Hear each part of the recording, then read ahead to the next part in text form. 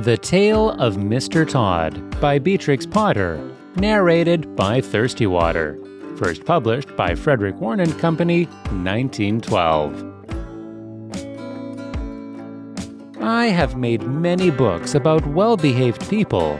Now, for a change, I'm going to make a story about two disagreeable people called Tommy Brock and Mr. Todd. Nobody could call Mr. Todd nice. The rabbits could not bear him. They could smell him half a mile off. He was of a wandering habit, and he had foxy whiskers. They never knew where he would be next. One day, he was living in a stick house in the coppice, causing terror to the family of old Mr. Benjamin Bouncer. Next day, he moved into a pollard willow near the lake, frightening the wild ducks and the water rats.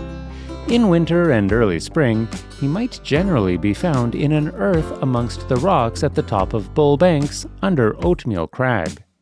He had half a dozen houses, but he was seldom at home. The houses were not always empty when Mr. Todd moved out, because sometimes Tommy Brock moved in without asking leave. Tommy Brock was a short, bristly, fat, waddling person with a grin. He grinned all over his face. He was not nice in his habits.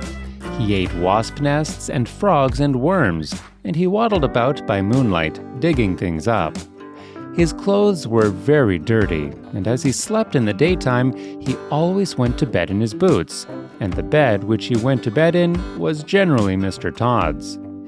Now, Tommy Brock did occasionally eat rabbit pie, but it was only very little young ones occasionally, when other food was really scarce.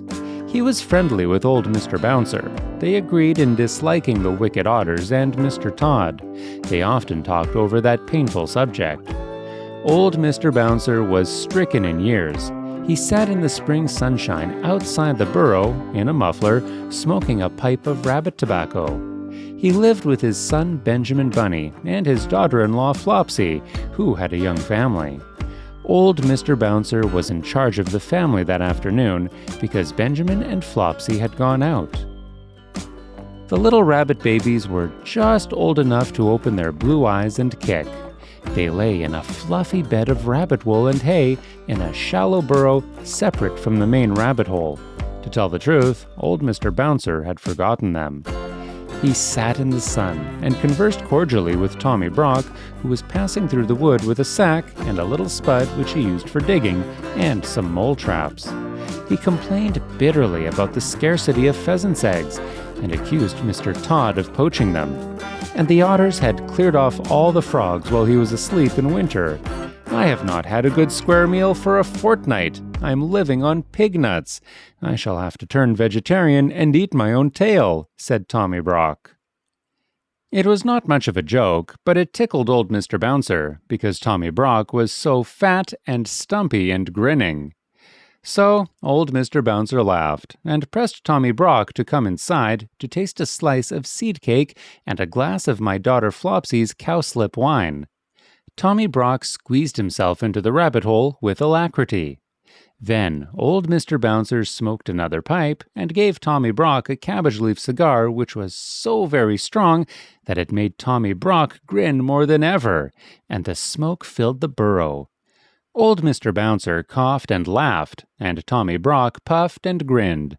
And Mr. Bouncer laughed and coughed and shut his eyes because of the cabbage smoke.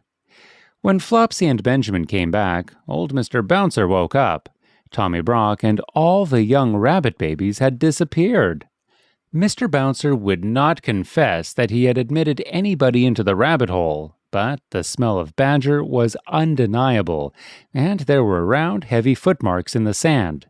He was in disgrace. Flopsy wrung her ears and slapped him. Benjamin Bunny set off at once after Tommy Brock. There was not much difficulty in tracking him. He had left his footmark and gone slowly up the winding footpath through the wood. Here he had rooted up the moss and wood sorrel. There he had dug quite a deep hole for dog darnel, and had set a mole trap. A little stream crossed the way. Benjamin skipped lightly over Dryfoot. The badger's heavy steps showed plainly in the mud. The path led to a part of the thicket where the trees had been cleared. There were leafy oak stumps and a sea of blue hyacinths, but the smell that made Benjamin stop was not the smell of flowers. Mr. Todd's stick house was before him, and, for once, Mr. Todd was at home. There was not only a foxy flavor in proof of it, there was smoke coming out of the broken pail that served as a chimney. Benjamin Bunny sat up, staring. His whiskers twitched. Inside the stick house, somebody dropped a plate and said something. Benjamin stamped his foot and bolted. He never stopped till he came to the other side of the wood. Apparently, Tommy Brock had turned the same way. Upon the top of the wall, there were again the marks of Badger, and some ravelings of a sack had caught on a briar. Benjamin climbed over the wall into a meadow. He found another mole trap newly set. He was still upon the track of Tommy Brock. It was getting late in the afternoon. Other rabbits were coming out to enjoy the evening air. One of them, in a blue coat by himself, was busily hunting for dandelions. "Cousin Peter! Peter Rabbit! Peter Rabbit!" shouted Benjamin Bunny. The blue-coated rabbit sat up with pricked ears. "Whatever is the matter, Cousin Benjamin? Is it a cat? Or John Stout Ferret?" "No, no, no! He's bagged my family. Tommy Brock, in a sack. Have you seen him?" "Tommy Brock? How many, Cousin Benjamin?" "7, Cousin Peter, and all of them twins. Did he come this way? Please, tell me quick." Yes, not 10 minutes since. He said they were caterpillars. I did think they were kicking rather hard for caterpillars." Which way? Which way has he gone, Cousin Peter?" "He had a sack with something live in it. I watched him set a mole trap. Let me use my mind, Cousin Benjamin. Tell me from the beginning." Benjamin did so. "My Uncle Bouncer has displayed a lamentable want of discretion for his years," said Peter reflectively, "but there are 2 hopeful circumstances. Your family is alive and kicking, and Tommy Brock has had refreshment. He will probably go to sleep and keep them for breakfast." "Which way?" "Cousin Benjamin, compose yourself. I know very well which way.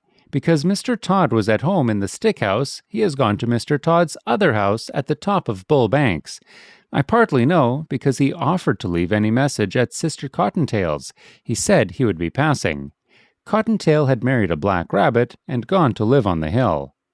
Peter hid his dandelions and accompanied the afflicted parent, who was all of a twitter. They crossed several fields and began to climb the hill. The tracks of Tommy Brock were plainly to be seen. He seemed to have put down the sack every dozen yards to rest.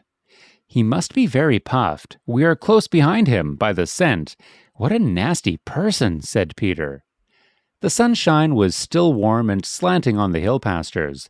Halfway up, Cottontail was sitting in her doorway with 4 or 5 half-grown little rabbits playing about her, one black and the others brown.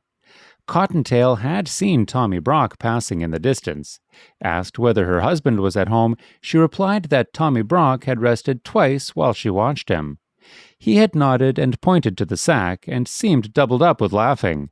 "Come away, Peter. He will be cooking them. Come quicker," said Benjamin Bunny.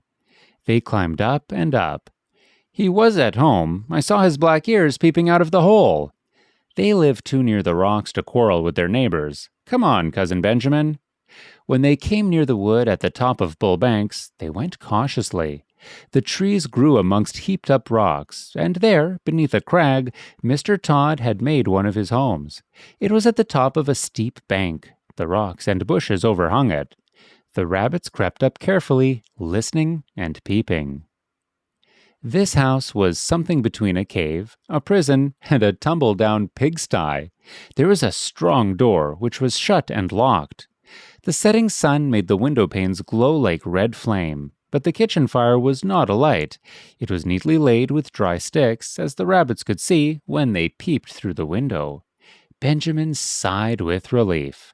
But there were preparations upon the kitchen table which made him shudder. There was an immense empty pie dish of blue willow pattern, and a large carving knife and fork, and a chopper. At the other end of the table was a partly unfolded tablecloth, a plate, a tumbler, a knife and fork, salt cellar, mustard, and a chair. In short, preparations for one person's supper. No person was to be seen, and no young rabbits. The kitchen was empty and silent. The clock had run down. Peter and Benjamin flattened their noses against the window and stared into the dusk. Then they scrambled round the rocks to the other side of the house. It was damp and smelly, and overgrown with thorns and briars. The rabbits shivered in their shoes. "Oh, my poor rabbit babies! What a dreadful place! I shall never see them again," sighed Benjamin. They crept up to the bedroom window. It was closed and bolted like the kitchen, but there were signs that this window had been recently open. The cobwebs were disturbed, and there were fresh, dirty footmarks upon the windowsill. The room inside was so dark that at first they could make out nothing, but they could hear a noise, a slow, deep, regular snoring grunt. And as their eyes became accustomed to the darkness, they perceived that somebody was asleep on Mr. Tod's bed, curled up under the blanket. "He has gone to bed in his boots," whispered Peter. Benjamin, who was all of a twitter, pulled Peter off the windowsill. Tommy Brock's snores continued, grunty and regular from Mr. Tod's bed. Nothing could be seen of the young family. The sun had set. An owl began to hoot in the wood. There were many unpleasant things lying about that had much better have been buried. Rabbit bones and skulls, and chickens' legs and other horrors. It was a shocking place, and very dark. They went back to the front of the house and tried in every way to move the bolt of the kitchen window. They tried to push up a rusty nail between the window sashes, but it was of no use, especially without a light. They sat side by side outside the window, whispering and listening. In half an hour the moon rose over the wood. It shone full and clear and cold upon the house amongst the rocks and in at the kitchen window. But alas, no little rabbit babies were to be seen. The moonbeams twinkled on the carving knife and the pie dish, and made a path of brightness across the dirty floor. The light showed a little door in a wall beside the kitchen fireplace, a little iron door belonging to a brick oven of that old-fashioned sort that used to be heated with faggots of wood.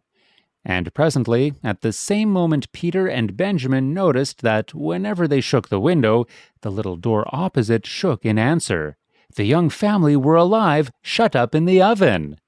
Benjamin was so excited that it was a mercy he did not awake Tommy Brock, whose snores continued solemnly in Mr. Tod's bed. But there really was not very much comfort in the discovery. They could not open the window, and although the young family was alive, the little rabbits were quite incapable of letting themselves out. They were not old enough to crawl. After much whispering, Peter and Benjamin decided to dig a tunnel. They began to burrow a yard or two lower down the bank. They hoped that they might be able to work between the large stones under the house. The kitchen floor was so dirty that it was impossible to say whether it was made of earth or flags. They dug and dug for hours. They could not tunnel straight on account of stones, but by the end of the night they were under the kitchen floor. Benjamin was on his back, scratching upwards. Peter's claws were worn down. He was outside the tunnel, shuffling sand away. He called out that it was morning, sunrise, and that the jays were making a noise down below in the woods. Benjamin Bunny came out of the dark tunnel, shaking the sand from his ears. He cleaned his face with his paws. Every minute the sun shone warmer on the top of the hill. In the valley there was a sea of white mist, with golden tops of trees showing through. Again from the fields down below in the mist there came the angry cry of a jay, followed by the sharp yelping bark of a fox. Then those two rabbits lost their heads completely.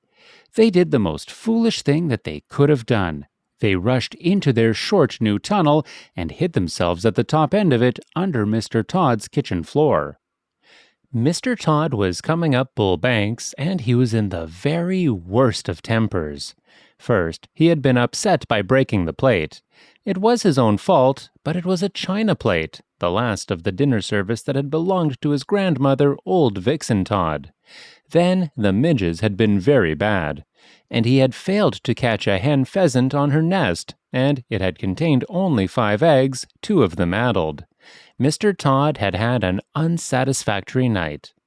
As usual, when out of humor, he determined to move house. First, he tried the pollard willow, but it was damp, and the otters had left a dead fish near it. Mr. Todd likes nobody's leavings but his own. He made his way up the hill. His temper was not improved by noticing unmistakable marks of badger. No one else grubs up the moss so wantonly as Tommy Brock. Mr. Todd slapped his stick upon the earth and fumed. He guessed where Tommy Brock had gone to. He was further annoyed by the jaybird, which followed him persistently. It flew from tree to tree and scolded, warning every rabbit within hearing that either a cat or a fox was coming up the plantation. Once, when it flew screaming over his head, Mr. Todd snapped at it and barked. He approached his house very carefully, with a large rusty key. He sniffed, and his whiskers bristled. The house was locked up, but Mr. Todd had his doubts whether it was empty. He turned the rusty key in the lock. The rabbits below could hear it. Mr. Todd opened the door cautiously and went in. The sight that met Mr. Todd's eyes in Mr. Todd's kitchen made Mr. Todd furious. There was Mr. Todd's chair, and Mr. Todd's pie dish, and his knife and fork, and mustard and salt cellar, and his tablecloth that he had left folded up in the dresser, all set out for supper, or breakfast, without doubt for that odious Tommy Brock. There was a smell of fresh earth and dirty badger, which fortunately overpowered all smell of rabbit. But what absorbed Mr. Todd's attention was a noise, a deep, slow, regular snoring, grunting noise coming from his own bed. He peeped through the hinges of the half-open bedroom door. Then he turned and came out of the house in a hurry. His whiskers bristled, and his coat collar stood on end with rage. For the next 20 minutes, Mr. Todd kept creeping cautiously into the house and retreating hurriedly out again. By degrees, he ventured further in, right into the bedroom. When he was outside the house, he scratched up the earth with fury, but when he was inside, he did not like the look of Tommy Brock's teeth. He was lying on his back with his mouth open, grinning from ear to ear. He snored peacefully and regularly, but one eye was not perfectly shut. Mr. Todd came in and out of the bedroom. Twice he brought in his walking stick, and once he brought in the coal scuttle, but he thought better of it and took them away. When he came back after removing the coal scuttle, Tommy Brock was lying a little more sideways, but he seemed even sounder asleep. He was an incurably indolent person. He was not in the least afraid of Mr. Todd. He was simply too lazy and comfortable to move. Mr. Todd came back yet again into the bedroom with a clothesline. He stood a minute, watching Tommy Brock and listening attentively to the snores. They were very loud indeed, but seemed quite natural. Mr. Todd turned his back towards the bed and undid the window. It creaked. He turned round with a jump. Tommy Brock, who had opened one eye, shut it hastily. The snores continued. Mr. Todd's proceedings were peculiar, and rather uneasy, because the bed was between the window and the door of the bedroom. He opened the window a little way, and pushed out the greater part of the clothesline onto the window-sill. The rest of the line, with the hook on the end, remained in his hand. Tommy Brock snored conscientiously. Mr. Todd stood and looked at him for a minute. Then he left the room again. Tommy Brock opened both eyes and looked at the rope and grinned. There was a noise outside the window. Tommy Brock shut his eyes in a hurry. Mr. Todd had gone out at the front door and round to the back of the house. On the way, he stumbled over the rabbit burrow. If he had had any idea who was inside it, he would have pulled them out quickly. His foot went through the tunnel nearly upon the top of Peter Rabbit and Benjamin, but fortunately he thought that it was some more of Tommy Brock's work. He took up the coil of line from the sill, listened for a moment, and then tied the rope to a tree. Tommy Brock watched him with one eye through the window. He was puzzled. Mr. Todd fetched a large, heavy pailful of water from the spring and staggered with it through the kitchen into his bedroom. Tommy Brock snored industriously, with rather a snort. Mr. Todd put down the pail beside the bed, took up the end of the rope with the hook, hesitated, and looked at Tommy Brock. The snores were almost apoplectic, but the grin was not quite so big. Mr. Todd gingerly mounted a chair by the head of the bedstead. His legs were dangerously near to Tommy Brock's teeth. He reached up and put the end of the rope, with the hook, over the head of the tester bed, where the curtains ought to hang. Mr. Todd's curtains were folded up and put away, owing to the house being unoccupied. So was the counterpane. Tommy Brock was covered with a blanket only. Mr. Todd, standing on the uneasy chair, looked down upon him attentively. He really was a first-prize sound sleeper. It seemed as though nothing would waken him, not even the flapping rope across the bed. Mr. Todd descended safely from the chair and endeavored to get up again with the pail of water. He intended to hang it from the hook, dangling over the head of Tommy Brock, in order to make a sort of shower bath, worked by a string, through the window. But naturally, being a thin-legged person, though vindictive and sandy-whiskered, he was quite unable to lift the heavy weight to the level of the hook and rope. He very nearly overbalanced himself. The snores became more and more apoplectic. One of Tommy Brock's hind legs twitched under the blanket, but still he slept on peacefully. Mr. Todd and the pail descended from the chair without accident. After considerable thought, he emptied the water into a wash basin and jug. The empty pail was not too heavy for him. He slung it up, wobbling over the head of Tommy Brock. Surely there never was such a sleeper. Mr. Todd got up and down and up on the chair. As he could not lift the whole pail full of water at once, he fetched a milk jug and ladled quarts of water into the pail by degrees. The pail got fuller and fuller, and swung like a pendulum. Occasionally, a drop splashed over, but still Tommy Brock snored regularly and never moved, except one eye. At last, Mr. Todd's preparations were complete. The pail was full of water, the rope was tightly strained over the top of the bed and across the windowsill to the tree outside. It will make a great mess in my bedroom, but I could never sleep in that bed again without a spring cleaning of some sort, said Mr. Todd. Mr. Todd took a last look at the badger and softly left the room. He went out of the house, shutting the front door. The rabbits heard his footsteps over the tunnel. He ran round behind the house, intending to undo the rope in order to let fall the pailful of water upon Tommy Brock. "I will wake him up with an unpleasant surprise," said Mr. Todd. The moment he had gone, Tommy Brock got up in a hurry. He rolled Mr. Todd's dressing gown into a bundle, put it into the bed beneath the pail of water instead of himself, and left the room also, grinning immensely. He went into the kitchen, lighted the fire, and boiled the kettle. For the moment, he did not trouble himself to cook the baby rabbits. When Mr. Todd got to the tree, he found that the weight and strain had dragged the knot so tight that it was past untying. He was obliged to gnaw it with his teeth. He chewed and gnawed for more than 20 minutes. At last, the rope gave way with such a sudden jerk that it nearly pulled his teeth out, and quite knocked him over backwards. Inside the house, there was a great crash and splash, and the noise of a pail rolling over and over. But no screams. Mr. Todd was mystified. He sat quite still and listened attentively. Then he peeped in at the window. The water was dripping from the bed. The pail had rolled into a corner. In the middle of the bed, under the blanket, was a wet, flattened something, much dinged in the middle where the pail had caught it, as it were, across the tummy. Its head was covered by the wet blanket, and it was not snoring any longer. There was nothing stirring, and no sound except the drip, drop, drop, drip of water trickling from the mattress. Mr. Todd watched it for half an hour. His eyes glistened. Then he cut a caper and became so bold that he even tapped at the window. But the bundle never moved.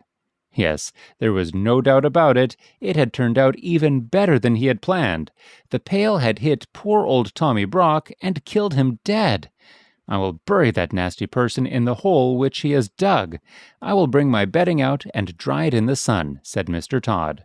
"I will wash the tablecloth and spread it on the grass in the sun to bleach. And the blanket must be hung up in the wind, and the bed must be thoroughly disinfected and aired with a warming pan, and warmed with a hot water bottle. I will get soft soap, and monkey soap, and all sorts of soap, and soda, and scrubbing brushes, and Persian powder, and carbolic to remove the smell. I must have a disinfecting. Perhaps I may have to burn sulfur." He hurried round the house to get a shovel from the kitchen. "First, I will arrange the hole, then I will drag out that person in the blanket." He opened the door.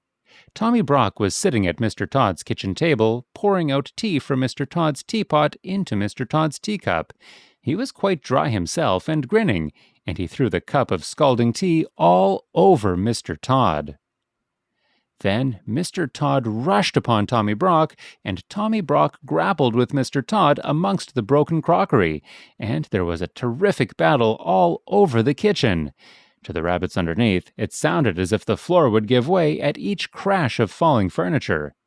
They crept out of their tunnel and hung about amongst the rocks and bushes, listening anxiously. Inside the house, the racket was fearful. The rabbit babies in the oven woke up trembling. Perhaps it was fortunate they were shut up inside.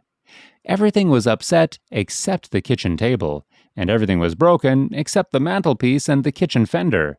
The crockery was smashed to atoms. The chairs were broken, and the window, and the clock fell with a crash, and there were handfuls of Mr. Tod's sandy whiskers. The vases fell off the mantelpiece, the canisters fell off the shelf, the kettle fell off the hob. Tommy Brock put his foot in a jar of raspberry jam, and the boiling water out of the kettle fell upon the tail of Mr. Tod. When the kettle fell, Tommy Brock, who was still grinning, happened to be uppermost, and he rolled Mr. Tod over and over like a log, out at the door. Then the snarling and worrying went on outside, and they rolled over the bank, and downhill, bumping over the rocks. There will never be any love lost between Tommy Brock and Mr. Tod. As soon as the coast was clear, Peter Rabbit and Benjamin Bunny came out of the bushes. "Now run for it! Run in, Cousin Benjamin! Run in and get them while I watch at the door!" But Benjamin was frightened. Oh, they're coming back!" "No, they are not." "Yes, they are." "What dreadful bad language! I think they have fallen down the stone quarry." Still, Benjamin hesitated, and Peter kept pushing him. "Be quick! It's all right. Shut the oven door, Cousin Benjamin, so that he won't miss them." Decidedly, there were lively doings in Mr. Tod's kitchen. At home in the rabbit hole, things had not been quite comfortable. After quarreling at supper, Flopsy and old Mr. Bouncer had passed a sleepless night and quarreled again at breakfast. Old Mr. Bouncer could no longer deny that he had invited company into the rabbit hole, but he refused to reply to the questions and reproaches of Flopsy. The day passed heavily. Old Mr. Bouncer, very sulky, was huddled up in a corner, barricaded with a chair. Flopsy had taken away his pipe and hidden the tobacco. She had been having a complete turnout and spring cleaning to relieve her feelings. She had just finished. Old Mr. Bouncer, behind his chair, was wondering anxiously what she would do next. In Mr. Tod's kitchen, amongst the wreckage, Benjamin Bunny picked his way to the oven nervously, through a thick cloud of dust. He opened the oven door, felt inside, and found something warm and wriggling. He lifted it out carefully and rejoined Peter Rabbit. "I've got them! Can we get away? Shall we hide, Cousin Peter?" Peter pricked his ears. Distant sounds of fighting still echoed in the wood. 5 minutes afterwards, 2 breathless rabbits came scuttering away down Bull Banks, half carrying, half dragging a sack between them, bumpity-bump over the grass. They reached home safely and burst into the rabbit hole. Great was old Mr. Bouncer's relief and Flopsy's joy when Peter and Benjamin arrived in triumph with the young family. The rabbit babies were rather tumbled and very hungry. They were fed and put to bed. They soon recovered. A long new pipe and a fresh supply of rabbit tobacco was presented to Mr. Bouncer. He was rather upon his dignity, but he accepted. Old Mr. Bouncer was forgiven, and they all had dinner. Then Peter and Benjamin told their story. But they had not waited long enough to be able to tell the end of the battle between Tommy Brock and Mr. Todd. The end.